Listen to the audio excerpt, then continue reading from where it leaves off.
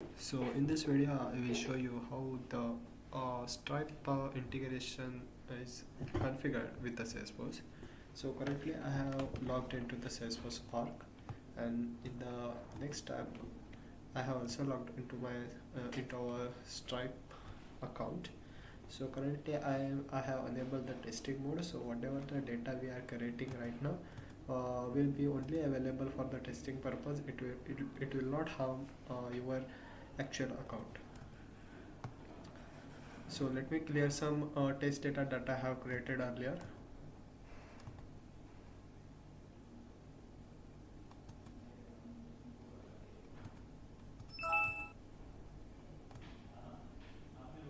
Yeah, so the data is cleared, the test data is cleared right now. So here you can see test data. It is the testing. For the testing purpose, this will not hamper our existing org.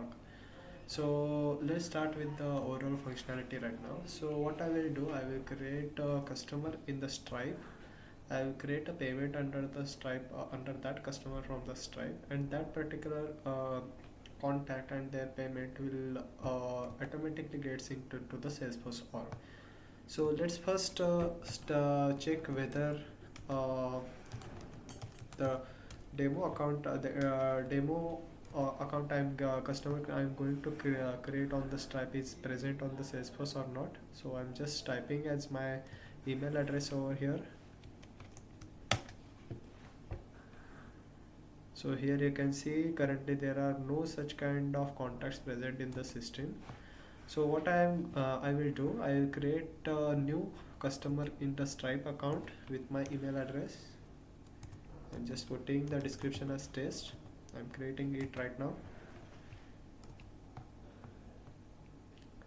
So it will take approximately 1 or 2 minutes depending upon the server delay, and it will get automatically created into the Salesforce.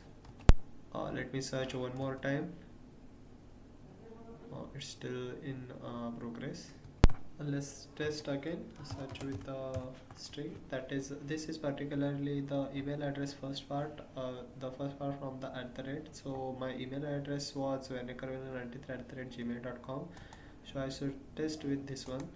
So as you can see, the account and the contact is created for the customer we created in the Stripe.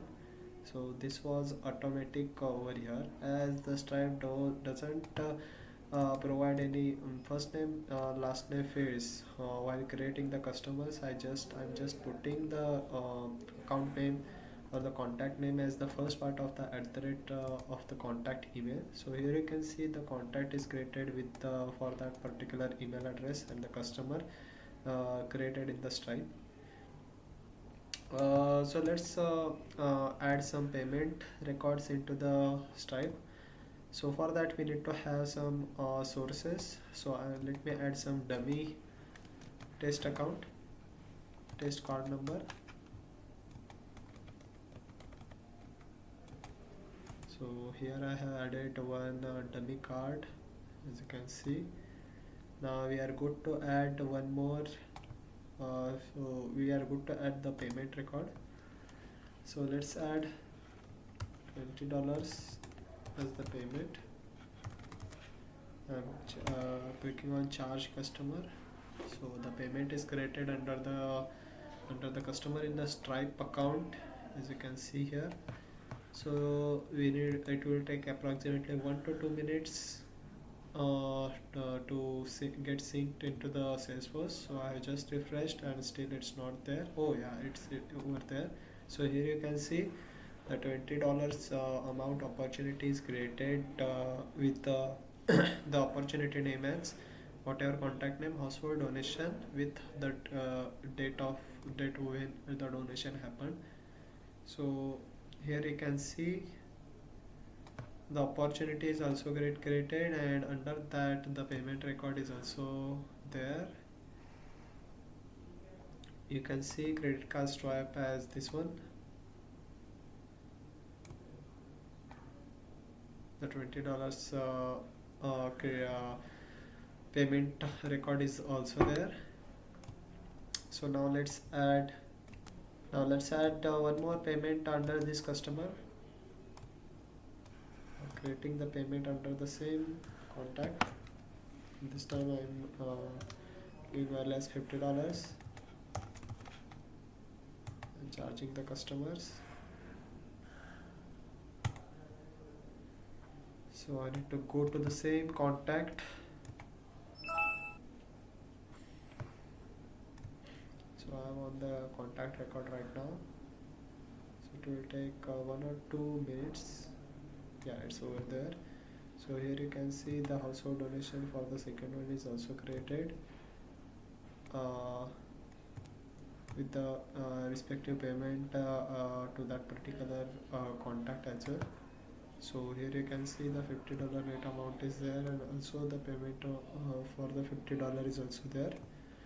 It will show you all the information related to the Stripe, that is how much amount they have paid, then payment date, deposit date, what was the payment source, check, and the reference number is basically the chargeback ID for that particular amount. So here you can see for this particular amount the check reference number was this one. Let's search this in the Stripe. So here you can see it's matching with the payment that is currently under in Stripe. So this will create the multiple opportunities at the payment under the system. So now let's test another customer with another email address. So let's test for the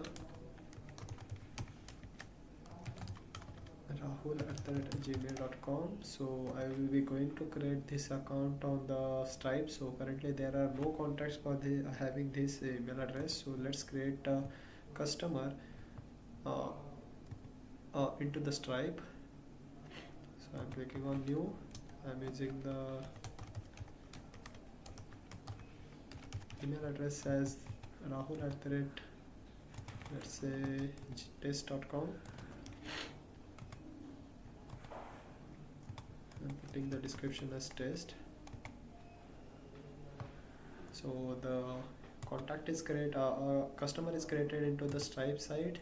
Well, let's test it if it is synced into the Salesforce. No, it's not yet. So here I just search again, and the contact is over here. So let's click on the contact. So here you can see the record is created into the Salesforce. So there are no opportunities right now because we haven't made any payment into this particular contact. So let's create a payment into the Stripe side. So I'm right now let's add one card.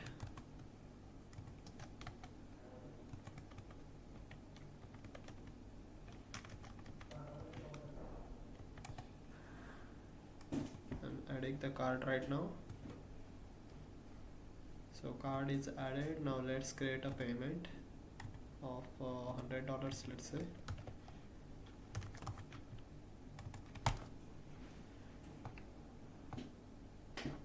So the payment is now created. Let's test if it is synced into the Salesforce or not. I'm just refreshing the record of Rahul. So yeah, the donation is created over here, opportunity is created, and if you look down the payment record is created into the system with all the information already populated into the system. So that is all the check reference and everything is there into the Salesforce as well. So if we match this particular with the Stripe, then the payment ID is same, that is currently being synced into the Salesforce as well. So this was the overall requirement implementation from the Stripe to the Salesforce. So the main thing, we need the email address of the particular customer to able to sync all the customers into the Salesforce. So currently they don't have first name last name field, so we cannot sync their names into the customer into contacts. We can only have the first part of the symbol, that is if the email address is test@gmail.com, then only the contact name will be the test. So that's how it is currently implemented. Please test the same from your end as well. It is available to test in production right now, and let me know if there are any concerns. Thank you.